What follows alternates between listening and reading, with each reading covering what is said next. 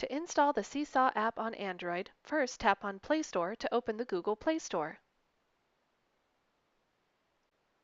Tap the search bar and search for Seesaw.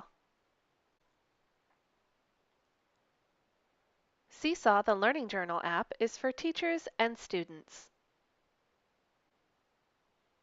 The Seesaw Parent and Family app is for families to connect to and view student journals. Let's download Seesaw, the Learning Journal. Tap Install. Tap Accept.